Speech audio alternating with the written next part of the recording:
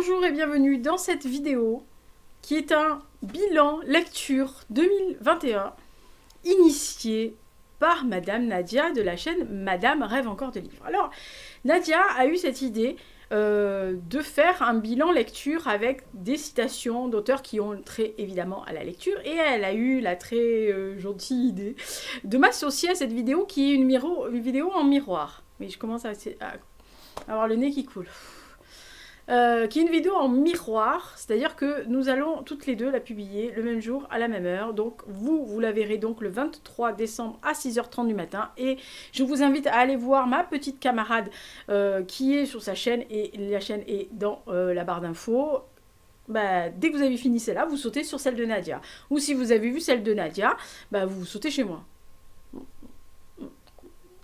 Voilà, alors vous nous mettez des pouces, nous mettez des commentaires, parce que ça nous fera plaisir.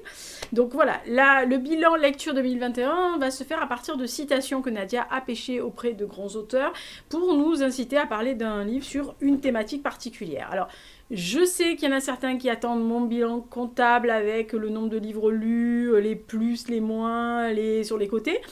Rassurez-vous, il va arriver, mais il sera peut-être moins glamour que celui-ci. Mais en tous les cas, il voudra son pesant de cacahuètes, je peux vous l'assurer. Mais celui-là est hyper méga original. Donc je vous remercie encore Nadia pour m'avoir introduit dans sa vidéo miroir. Vous avez vu que j'ai un peu changé de cadre parce que oui, Lisa est une boulette. Enfin, à part... elle enterre ses bouquins de l'année sur 3 piles sous les décorations de Noël. C'est-à-dire que si je tire un livre, pour vous le montrer, tout s'écroule. Voilà. Alors...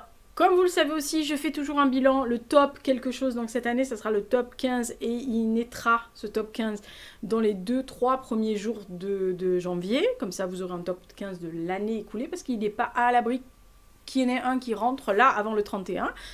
Pas sûr, hein, je crois pas, hein, mais bon, on sait jamais. Et donc... là j'aurai défait ma pile et vous verrez dans le nouveau décor, et je pourrai vous montrer les livres, donc le top 15. De toute façon, je vous invite, de tous les titres que j'ai cités là, à aller voir mes points lecture par mois qui sont généralement à la fin du mois. De toute façon, il y a une playlist, vous y allez et vous retrouverez à peu près les livres que je cite, normalement tous les livres que je cite, ou alors Lisa a mal fait son boulot et ça... désolée. Voilà. Donc je me suis mis à côté de la pile pour essayer de vous les montrer. Vous voyez. Alors il y en a un qui est au niveau de ma cuisse. Je vais éviter de vous montrer mes cuisseaux. C'est pas une bonne idée. Alors, on commence. Donc première... oui, alors je suis désolée. Hein, j'ai pris la liste des citations de Nadia pour que je ne me trompe pas. Alors, première citation, c'est « La lecture est une amitié ». Donc, c'est Marcel Proust. Dessous, toutes les questions sont listées avec l'origine de cette citation. Et c'est un livre sur l'amitié. Alors, le premier qui m'est venu à la tête, ou en tête, comme vous voulez, on s'en fout. Il est ici. Là, le numéro 3, c'est Mon maître et mon vainqueur de François-Henri Dessérables, qui parle d'une amitié, en fait, entre un homme qui est sur les juges d'instruction parce que son ami est en prison pour avoir attenté à la vie du mari de la femme qu'il aime, femme qui était d'abord en priorité l'ami de ce fameux ami qui est devant le juge. Si vous arrivez à suivre, bon. Mais c'est une histoire d'amitié à 3. C'est une histoire d'amitié, il y a pas mal de signes, mais c'est une belle histoire d'amitié. Donc, voilà. On m'a demandé de dire ce que... Voilà. 2. La lecture est une félicité qui se mérite. Oui, je suis obligée de l'attendre parce que les vieux, vous savez, ça voit plus très bien. Donc, de Émile Olivier, livre qui demande un effort. Alors, livre qui demande un effort. Oh là. Donc c'est Lila Rouge de Reinhard Kaiser Mölleker, sublime histoire, mais très style assez soutenu, bien foutu, bien écrit, très très bien écrit, hein, c'est pas écrit à la yo tout va bien, franchement c'est hyper bien écrit, c'est bien traduit, mes potes me l'ont dit, et voilà, il faut suivre l'histoire, c'est assez, oui, il faut faire un petit effort, et puis bon, vous avez vu la pavasse, hein, donc il faut un effort. Voilà. 3, la lecture commence les yeux fermés. Oh mon Dieu. Yvon, Yvon Rivard. Donc, c'est les livres dont je ne savais rien. Alors là, c'est facile, mais je ne suis pas sûre que... Oui, il est là. Donc, c'est Anatolia Rhapsody de Kenan Gorgun. En fait, c'est un livre dont je ne savais rien parce que je ne connaissais ni cet auteur belge, ni le titre, ni de quoi ça pouvait parler, puisqu'on est là, il parle de émigration, immigration de ses parents qui sont turcs. Lui, il est belge, mais d'origine turque, donc il est dans un pays, puis un jour il va repartir dans le pays de ses ancêtres et il va se sentir dans la même peau que ses parents avaient à l'époque quand ils sont arrivés en Belgique. Moi j'ai vu Anatolia Rhapsody, j'ai vu Bohemian Rhapsody, hein. Je vous le dis tout de suite, voilà, je ne savais rien du tout, j'ai vu Rhapsody, je me suis dit, oh c'est un truc sur Queen. Ok, qu'elle a dit Lisa? C'est un livre magnifique, hein, s'il est dans mon top, voilà. Ensuite, 4, la lecture et l'apothéose de l'écriture. Parce que j'aime ce truc-là. Bref, Alberto Manguel. Alors, c'est un livre le plus éblouissant par l'écriture. Pas ma faute, hein. Peut citer 2 fois le même livre. Hein. Enfin, ça m'arrange. Hein, donc, c'est encore Lilas Rouge. Bingo, il y en a qui vont en gagner des sous à la fin de cette vidéo. Non, encore Lilas Rouge, c'est très bien écrit. Oui, c'est éblouissant dans le sens où c'est...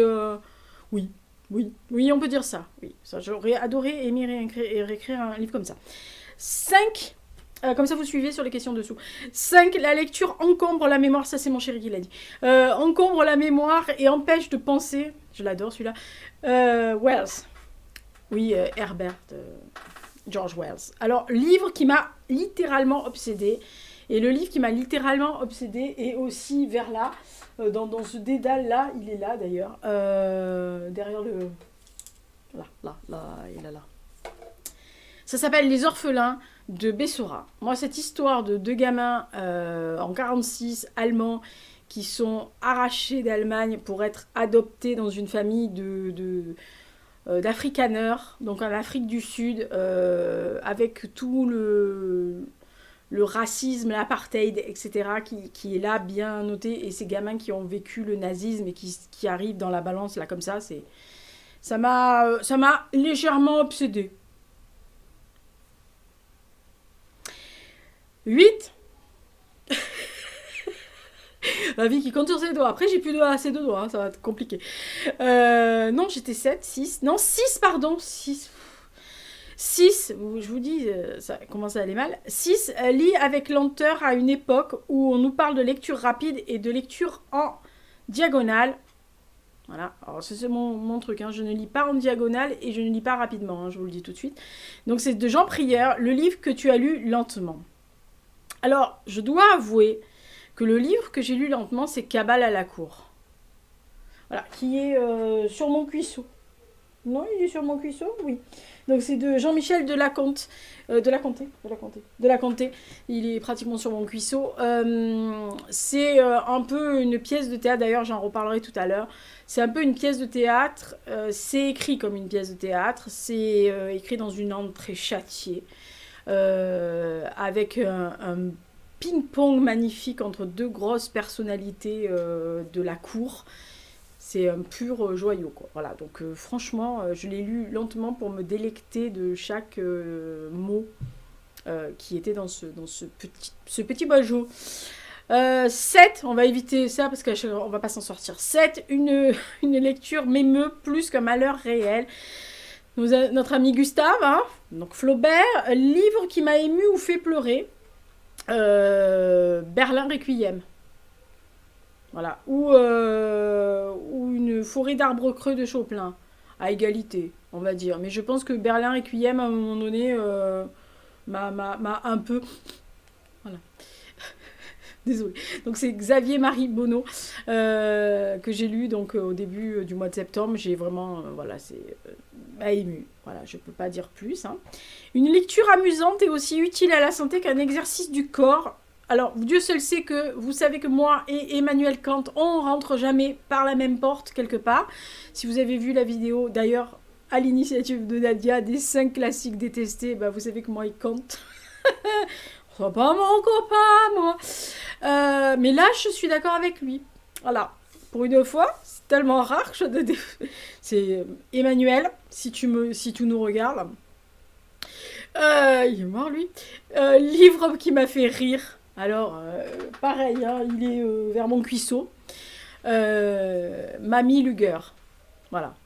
De Benoît Philippon. Parce que, alors, je dois passer coucou à Perrine qui l'avait montré et j'avais adoré sa présentation et j'avais vraiment eu envie de le lire. Et quand je le lis, alors c'est un livre qui aurait pu qui m'a un peu ému hein, aussi, mais qui m'a fait beaucoup rire. Voilà. Parce que Berthe est un personnage tellement incroyable que voilà, ça c'est automatique quand vous enregistrez, il y a un crétin qui vous emmerde. Bon bah désolé, hein, vous aurez entendu la sonnerie de mon téléphone, hein, mais bon ça c'est tout le temps.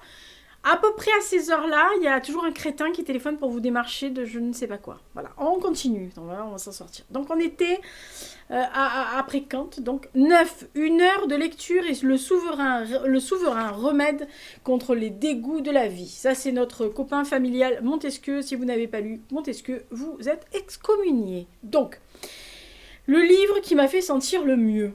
Alors je dois avouer que c'est un des premiers livres que j'ai lu cette année, qui est de Alexandra Kozelik, qui s'appelle La 10e muse. Elle m'avait déjà arraché le cœur, si elle passe par là, avec À crier dans les ruines. Et quand j'ai lu La 10e muse, j'ai été... comment dire, un peu comme dans un cocon, un peu ouaté, c'est plein de poésie, c'est la plume, la très belle plume d'Alexandra Kozelik. Et donc, oui, ça m'a fait me sentir mieux dès le début de l'année, et Dieu seul sait que j'en avais besoin. Mais alors là, franchement, bon, après, c'est aller de mal en pis, hein, comme tout le monde, mais voilà, ça m'a fait me sentir mieux. Donc, merci, Madame Alexandra Kozelik. 10. Notez que c'est 10, donc après, je fais plus que ça pour... voilà. Lisa ne s'en sortira pas de cette vidéo, je vous dis, entre le téléphone et ça, ça va durer 40 plombes. 10. La lecture est à l'esprit ce que l'exercice est au corps. Ils se sont tous ligués pour pas me faire du sport, hein, je vous le dis. Donc c'est de J. Addison. Alors là, c'est un livre dont la lecture était sportive. Alors, la lecture sportive, j'aurais pu mettre un livre qui est tout pourri, enfin tout pourri, que j'ai pas aimé. Mais je veux citer celui-ci, donc Colomacan Apeirogon. Alors, pas sportif dans le sens où j'ai eu du mal à lire, au contraire, j'ai été plongée dedans, mais parce que ça alterne plusieurs façons de raconter une histoire. Et ça peut perdre le lecteur, mais c'est d'une exigence folle, hein, le livre. Donc, franchement, oui, ça a été sportif parce que, contrairement à d'habitude, c'est le seul livre de l'année que je n'avais pas en doublon. Généralement, j'ai 2 livres en cours, celui du bus, celui de la maison. J'ai généralement un livre d'histoire aussi, mais l'histoire, c'est réservé au week-end, etc. Parce que bon, il faut aussi plonger, puis en plus, ça pèse 3 tonnes, donc il faut les poser sur la table, hein, sinon vous vous écroulez, puis porter ça sur vous toute la journée, c'est pas possible. Donc généralement, il n'y a pas de problème, je lis très bien 2 livres à la fois, je sais très bien séparer, il n'y a pas de souci. Alors par contre, celui-là, impossible. J'ai essayé, je me suis dit, oh, je vais le lire dans le bus, le soir, je vais lire un autre. Non, j'y arrivais pas. C'est-à-dire que dans le bus, mais le soir, quand je rentrais, j'arrivais pas à me concentrer sur celui que je lisais parce que j'avais envie de continuer ou en tous les cas de approfondir là. Donc vraiment, Apeirogon, voilà. 11. L'influence d'un livre ne dure guère plus longtemps que sa lecture. Merci, monsieur Pierre Bayard-Géant. Alors, c'est un vide qui est vite oublié. Hein, voilà. Donc, ça, c'est ça, à égalité. Hein, La brodeuse de Winchester de Tracy Chevalier et l'éternel fiancé de Agnès de Sarthe. Alors là, à égalité. Il y en a d'autres, hein, que voilà. Mais alors, à égalité pour non, sérieux, alors là, vite oublié, quoi. Une fois qu'on a... en plus, je les ai lus tous les deux en lecture commune avec Rosie, de la chaîne Rosie's Book, et en fait, on a plus rigolé à se raconter des conneries et à se moquer des personnages, plutôt qu'on en a retenu. Mais vraiment, 2 ennuis, mais flagrants, quoi. Puis alors, j'ai tout oublié. À part la ligne directrice des deux, c'est tout ce que je pourrais vous raconter. 12. Le meilleur chemin pour venir au théâtre passe par la lecture. Donc là, on est avec Michel Deutsch. Donc c'est forcément une pièce de théâtre. Donc, je vous le dis tout de suite, j'ai relu des pièces de théâtre que très souvent je ne dis pas sur la chaîne parce que quand je fais des relectures, que ce soit pièces de théâtre, livres, poésie, voilà, je le signale pas parce que pour moi c'est déjà lu et l'important de cette chaîne c'est de vous faire connaître des nouveautés ou en tous les cas des choses pas forcément nouvelles dans le sens où elles viennent de sortir mais des livres que moi je n'ai pas lus, sinon ça n'a pas d'intérêt. En plus la plupart des choses que je relis vous les avez sûrement lues donc voilà. Par contre cette année j'ai relu Le Marchand de Venise de William Shakespeare parce que petit cœur. Et j'ai relu partiellement Beaucoup de bruit pour rien, il n'y a pas très longtemps, mais vraiment partiellement parce que je suis retombée sur le DVD de Kenneth Branagh, je l'ai vu, je me suis encore extasiée sur le texte, donc j'ai regardé. Et pour une raison de projet, d'auteur, j'ai relu une pièce de Louis Gendreau, voilà, donc pièce de théâtre, voilà, les trois, mais je relis. J'ai un gros truc comme ça, une pavasse sur Molière, sur Shakespeare, etc. J'aime bien, donc je les relis régulièrement. Et quand je dis pavasse, c'est des super beaux livres. Hein. C'est pas des trucs en carton, quoi. Enfin, si, ils sont en carton, mais ils sont beaux. Alors, donc, 13. La lecture, charmant, oubli de vous-même et de la vie. Donc là, on est avec Antoine de Rivarol. Et donc, c'est un livre qui m'a fait oublier le monde. Je vais dire que généralement les livres qui me font oublier le monde, la plupart du temps, et je dis bien la plupart du temps, c'est soit la poésie, et là cette année le pompon a été gagné par Olivier Rogès, donc Là où naissent les prophètes, parce que j'ai tout oublié. Je me suis plongée dans ce livre, dans le continent africain, dans cette histoire de pasteurs, d'évangélistes, de prédicateurs, de musulmans avec toute une caravane qui le suit comme le prophète. Sans offense à quoi que ce soit, mais ça peut faire cette idée-là. Franchement, il m'a fait oublier le monde parce que pendant que j'étais dans cette lecture, qui est aussi en odorama, j'ai tout oublié. Voilà. J'ai tout oublié. C'est pas Vacant où j'oublie tout, c'est Rogès, j'oublie tout. Hein. Enfin, il me fait oublier. Non, mais de toute façon, il avait la même chose que moi. Quand j'ai lu des hommes incertains, j'ai été plongée dans la Russie. Donc là, c'est pareil, j'étais plongée dans l'Afrique. Hein. Il a ce don-là de me faire plonger dans ses romans. 14. Lire haut, c'est affirmer à soi-même sa lecture. Donc c'est notre ami Victor, hein, s'il passe par là. Hugo. Voilà. Là, c'est un livre que j'ai eu envie de lire à haute voix. Alors, je dois avouer que j'aurais pu citer La Cabale à la cour, parce que ça se déclame. Mais je lui préférerais le livre de Emmanuel Flech, donc Le cœur à l'échafaud, que j'ai lu en début d'année, qui par passage m'a donné envie de le déclamer. Vraiment. Et de le lire à haute voix ou même de le lire au premier Pékin qui passait pour lui faire rentrer quelque chose dans la caboche. Ça m'arrive, hein, j'ai des envies comme ça. Ou alors, je dois avouer que... Alors, c'est pas un livre de cette année. Enfin, c'est un livre que j'ai lu il y a plus de 30 ans, mais que j'ai relu partiellement cette année. C'est Le Comte de Monte Cristo de Dumas. Voilà, mais ça se déclame aussi. Hein. Mais de toute façon, tout ce qui est pièces de théâtre et poésie, ça se déclame. Hein. Ou alors les textes dans ce style-là. Donc voilà, je déclame pas à peu près n'importe quoi, mais ça peut arriver. 15. Il faut que l'esprit séjourne dans une lecture pour bien connaître un auteur. Donc ça, c'est de Joseph Joubert. Et donc, c'est un auteur le plus lu de l'année. Alors, je dois avouer que c'est assez rare que je lise 2 fois le même auteur s'il sort. Enfin, c'est rare. Là, j'ai lu Antoine Chopin. Alors, je sais qu'il y en a qui vont passer par là et faire encore Chopin. Bah oui, désolé, Chopin, quoi. Chopin, voilà. Alors, j'ai lu le plus, c'est Chopin, parce que j'en ai lu 3, je crois. Ou 2, j'en suis sûre. 3, il en pour parler avec ma mémoire.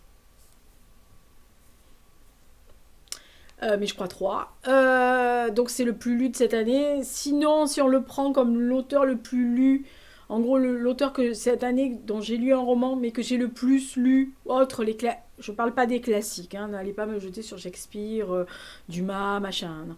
L'auteur contemporain que j'ai le plus lu, c'est Camille de Peretti. J'ai lu tous ses romans depuis qu'elle a sorti Tournitorrinque.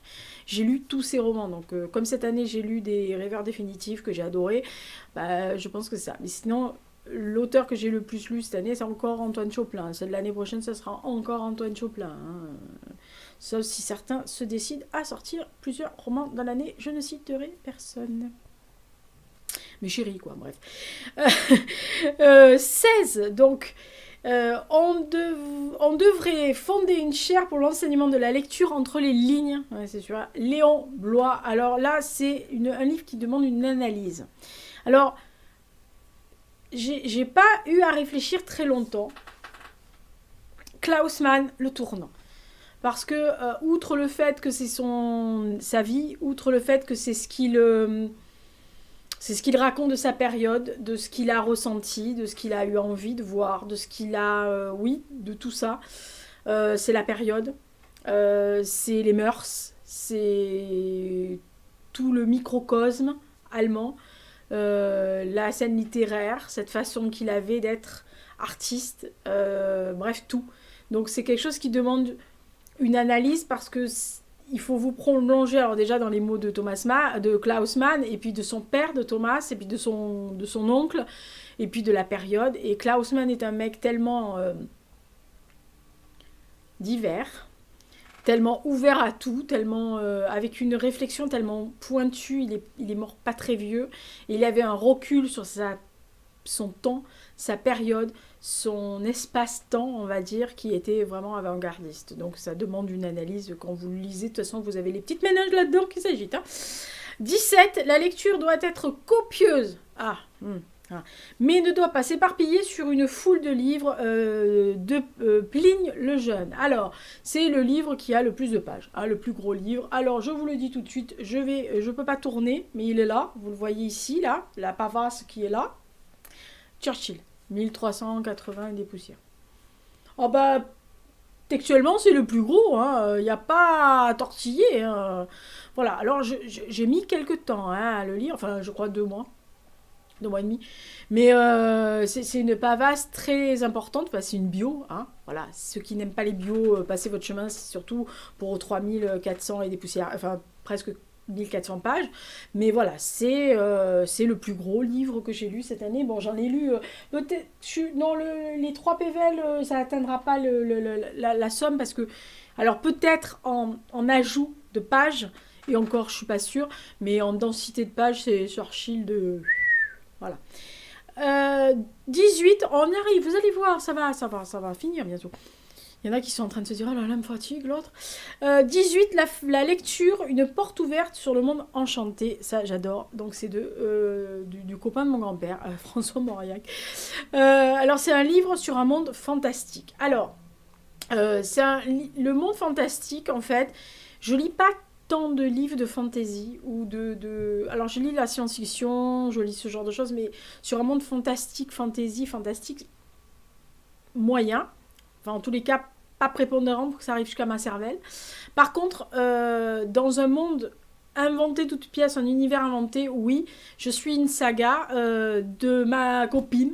Oui, alors c'est pas parce que c'est ma copine, hein, je vous le dis tout de suite, qui m'a envoyé deux de ses livres, le tome 4 et le tome 5 de sa saga. Moi, j'ai lu le tome 3, qui est aussi sur mon cuisseau. Elle s'appelle Lorenza et la saga, c'est les chroniques du monde or, donc monde tiré or comme dehors. Hein, ouais. Oui, moi aussi, la première fois qu'elle l'a dit, j'ai compris Mordor. Oui, on a les références qu'on peut. Voilà, c'est 6 tomes, dont 2 sont consacrés à chaque fois à un héros ou à une héroïne, avec des mondes complètement inventés, très futuristes, c'est de l'anticipation pure, mais c'est un monde fantastique dans le sens où il y a des animaux qui parlent, où il y a des choses particulières, voilà. Elle a un monde, un monde hors complètement incroyable. Alors je tiens à la remercier encore déjà pour m'avoir fait connaître ça, déjà pour être malheur à moi. Et puis aussi parce que mademoiselle écrit des feel good qui sont pas piqués des hannetons et que mademoiselle gagne des prix et le plus vendu de e-book de Amazon. Hein. Ah mais mademoiselle est une star. Hein. Ah ben je connais des stars, connais des vraies stars. Hein, moi. Moi, je suis juste la fille qui est derrière le panneau de la star. Hein. Ça arrive. Non, mais voilà, donc c'est Lorenza avec Chronique du Monde Or. Donc là, j'ai lu les 3 premiers. Cette année, j'ai lu le numéro 3. Là, j'ai le tome 4 et le tome 5 qui m'attendent. Et elle sort le tome 6 bientôt. J'ai vu la couverture, elle est sublime. Mais comme d'habitude chez Laure. Bref. Non, je ne vante pas le travail de mes copines. Bah si, désolée. Voilà. 19, la lecture d'un roman jette sur la vie une lumière, ça c'est Monsieur Aragon, évidemment, et donc là c'est le livre qui a éclairé ma vie. Alors, le livre qui a éclairé ma vie, vous allez me dire, elle va nous citer forcément ceux qui sont là, vous voyez, les trucs qui ont fait, vous voyez, oui, voilà. Oui, j'aurais pu citer Rogez. Oui, j'aurais pu citer De Peretti. Oui, j'aurais pu citer Cassie Sepp. Oui, j'aurais pu citer Bessora. Oui, j'aurais pu citer tous ces gens-là. Mais il y en a un que j'ai lu au printemps et qui est toujours dans ma tête et qui m'a donné plus qu'envie de me renseigner sur le personnage, en fait sur l'homme qu'il a évoqué. Ce livre, ça s'appelle L'autre Rimbaud, il est aussi sous mon cuisseau. C'est L'autre Rimbaud de David Le Bailly, qui parle de Frédéric Rimbaud, le frère de Turtur, qui avait un an de différence avec son frère. Un, c'est le génie, l'autre, ça va être le détesté de la famille, mais c'est un homme romanesque, en fait. Il a du panache parce qu'il refuse le diktat de leur mère Vitalie. Il est très en symbiose avec son frère pendant des années jusqu'à ce que le génie se casse, vivre sa vie et se mêle au vent, si vous voulez. Et lui va rester dans cet endroit qu'il déteste. Il va faire ce que éventuellement personne ne lui demande de faire, épouser une fille sans fric alors que sa mère déteste ce genre de choses. Il va payer en fait. Il va payer d'être le frère du génie très longtemps et jusqu'à la fin de sa vie. Et j'ai vraiment adoré ce livre et ça a éclairé ma vie. Alors, je ne peux pas vous expliquer pourquoi ça a éclairé ma vie, hein, mais ça a éclairé ma vie. Peut-être parce que ça faisait des années que je le visais sur la photo de communion avec son frère et que je me disais que moi, vous le savez que j'ai toujours voulu épouser Rimbaud, enfin Albator aussi, mais voilà, on m'a expliqué que les deux c'est pas possible techniquement. Mais quand je voyais la photo avec son frère, je me disais putain, je sais pas lequel des deux, si j'avais vécu à leur époque, j'aurais dragué. Je pense Frédéric, vous voyez, comme quoi dans la vie, hein, il faut pas se fier aux apparences. C'est terrible. Alors nous sommes donc à la 20. Ouais, il reste plus que 2, vous allez être délivrés de la bête. Donc 20, la vertu paradoxale. Et là, je n'y vois plus rien du tout. Alors du coup, bougez pas, je soulève la feuille parce que là, je ne vois pas. Les vieux, je vous jure. Il faudrait pas vieillir. La vertu paradoxale de la lecture est de nous faire abstraire du monde pour les trouver un sens. Et donc, c'est de Daniel Pénac. Et là, c'est un livre qui m'a aidé à comprendre le monde.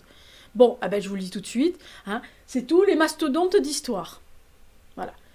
Alors, les mastodontes d'histoire, j'inclus les BD historiques aussi parce que ça peut avoir une autre vision du monde. Et la poésie. Alors la poésie, je vous rassure, hein, je ne me tape pas des poésies complètes. C'est-à-dire, si vous avez vu la vidéo des 10 poètes que j'aime, vous avez vu en entrée de jeu, en début de vidéo, je vous ai montré quelques exemplaires de livres de poèmes que j'ai. Donc j'ai des pavasses. J'ai toute l'anthologie de Robert Frost, j'ai la Pléiade, Arthur, j'ai François Villon en reliure de cuir. Enfin bon bref, j'ai mes chéris adorés en pavasse là, je picore, voilà, je saisis le suc de certains poèmes, je récupère un poème par-ci par-là, mais je pense qu'il ne se passe pas un mois sans que je lise 5 ou 6 poèmes quand même.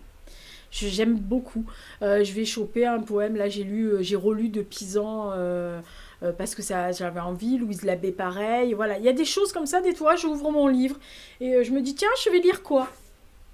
Et je tombe sur un poète et je lis 2-3 poésies de lui. Et, alors quelquefois là je les déclame, j'adore faire ça. Je relis souvent, régulièrement des poèmes de Louis Gendreau, mais ça vous connaissez pas, mais moi je connais, donc je vais vous le faire partager un jour. Voilà, donc je pense que tout ce qui est livre d'histoire, parce que ça vous fait comprendre le monde, et la poésie vous fait comprendre l'humanité, le monde aussi, donc voilà. 21, on y est presque, c'est l'avant-dernière, et là vous êtes en train de vous dire qu'est-ce qu'elle va nous sortir pour les avant-derniers et l'autre. Alors, dans la lecture solitaire, attention, j'ai dit lecture solitaire, hein.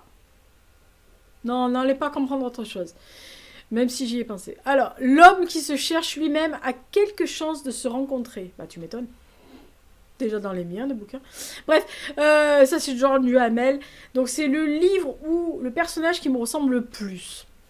Et là, quand j'ai lu ça chez Nadia, je me suis dit, mais qu'est-ce qu'elle est allée me chercher? Qu'est-ce que je vais mettre?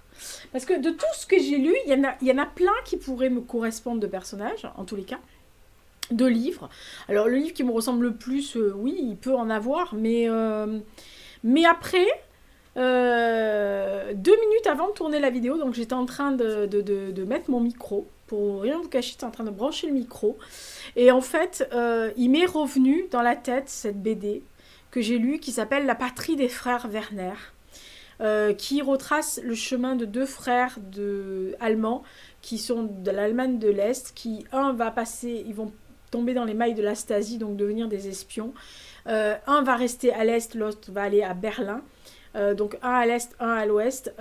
Et au milieu de tout ça, vous allez voir pourquoi je vous dis qu'ils me ressemblent le plus. Hein, parce que là, ils sont en train de se dire, t'es pas allemande, toi. Et là, ils vont avoir une mission à long terme, sur une vingtaine, trentaine d'années.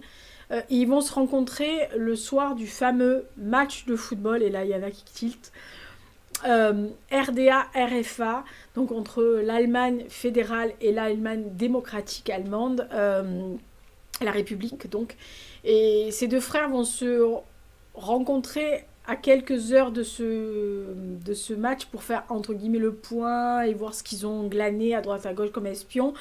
Et les convictions ont été mises à rude épreuve. Alors il y en a certains qui sont restés fidèles, d'autres qui sont pas fidèles, en tous les cas qui se posent beaucoup trop de questions ou beaucoup de questions. Et ce match est véritablement, en plus de football, et quand même la concentration de 2 Allemagnes qui étaient côte à côte, mais qui étaient encore séparées, et on sentait les prémices de 1989. Voilà. Donc je me suis dit, le livre qui me ressemble le plus, ça serait mon goût pour l'histoire, de l'histoire de l'Allemagne pendant la guerre, après-guerre et bien après-guerre, le foot, et tout ça. Voilà. Donc je me suis dit, ouais, c'est à peu près le livre et les personnages qui pourraient me ressembler. Ouais, vous voyez, je suis arrivée à tout ça pour brancher un micro, quoi.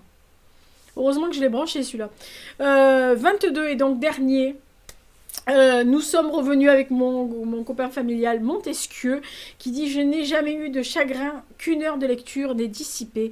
Et là, c'est un livre qui m'a aidé à faire, qui a aidé à faire passer un chagrin.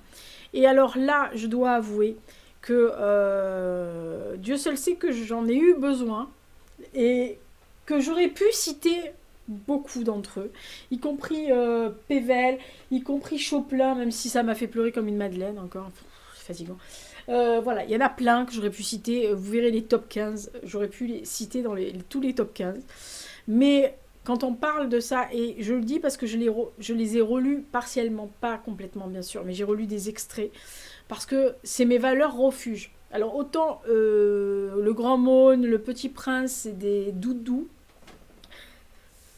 Autant eux, c'est quand vraiment j'ai un gros chagrin, que je suis très triste, que je suis pas très en forme, bah c'est me doudou. Voilà. Donc je sors mes éditions, les premières que je trouve, parce que, alors je vous dis, les 2 là, j'en ai de partout. Enfin de partout.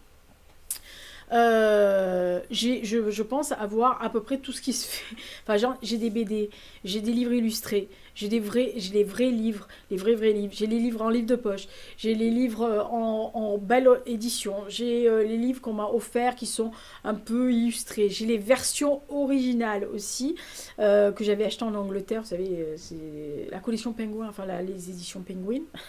Voilà, donc mes 2 refuge en cas de gros chagrin de Lisa, c'est Peter Pan de Barry et le livre de la jungle de Kipling. Voilà, je me réfugie dans ce que je peux, hein, voilà. Mais si vous me parlez de livres, c'est les deux. Voilà, dès que j'ai un gros chagrin, je sors Peter Pan et je sors le livre de la jungle. Je sors aussi les DVD, hein, c'est... Non, quand je vous dis je sors aussi les DVD parce que je suis capable de regarder le livre de la jungle et de... Je fais Balou et je chante les chansons de Peter Pan aussi. Non, mais ça va pas mieux. Hein. Voilà, donc quand je vous dis ceux qui me font dépasser mon chagrin, c'est parce que je les lis et puis tout de suite, bah, je suis propulsée 40 ou 5 ans avant et ça va beaucoup mieux. Voilà, ça c'est... Oui, j'ai un petit chat dans la gorge, à défaut d'avoir le Général Lux, qui me... Alors, je vous le dis, parce que c'est la fin de la vidéo. Donc, c'est la fin du bilan lecture 2021. Incitation au bilan.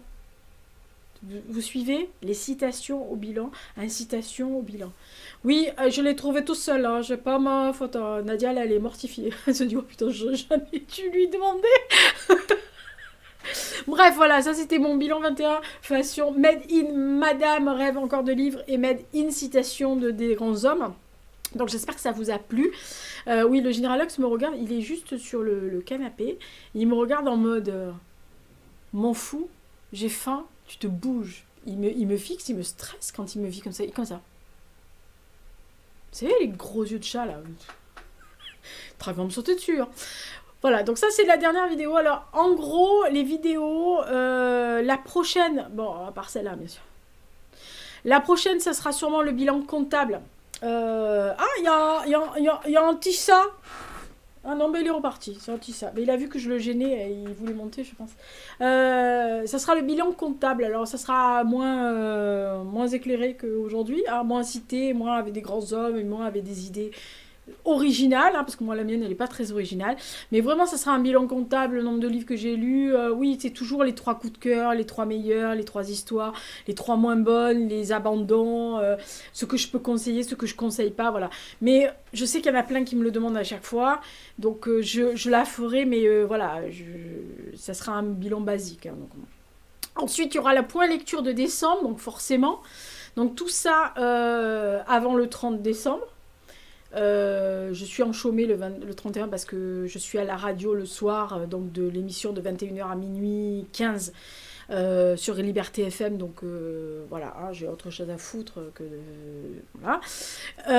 Et ensuite il y aura forcément mes vœux pour le 1er janvier, donc j'espère mettre le Général Lux avec moi sur mes genoux, mais on n'est pas assuré qu'il me bouffe pas la gueule avant. Et il y aura les projets de Lisa de 2022. Je tease, mais allez-y, hein, regardez parce qu'il va avoir du lourd. Et il y aura donc forcément le top 15. Et le top 15 arrivera pour l'épiphanie, hein, donc, ou le lundi. Voilà, le lundi c'est l'épiphanie, c'est le 2, donc je vais vous laisser respirer entre 2 vidéos, donc je le mettrai le lundi.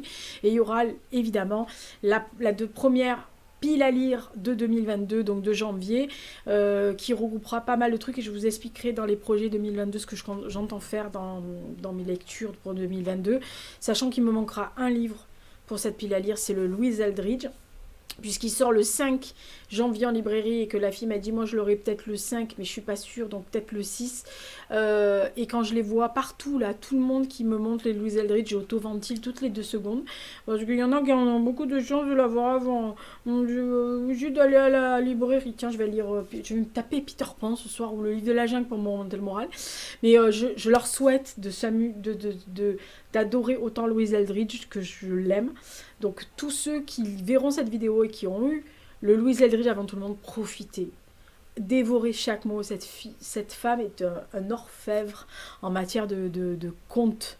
C'est une conteuse formidable d'histoire, elle est vraiment fabuleuse. Voilà, donc ça c'était le bilan lecture de Madame Nadia pour 2021 et je la remercie encore beaucoup. N'hésitez pas, pouce bleu, petit commentaire, allez voir sa vidéo immédiatement juste après celle-ci.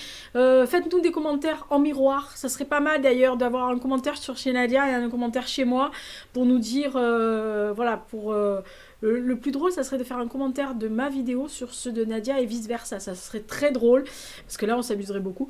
Enfin, ça nous amuserait beaucoup, je pense. Et franchement, voilà, n'hésitez pas à mettre votre bilan. Vous avez les citations, enfin les phrases dessous. Donc, vous pouvez faire des copier-coller, mettez vos réponses dessous si vous le voulez.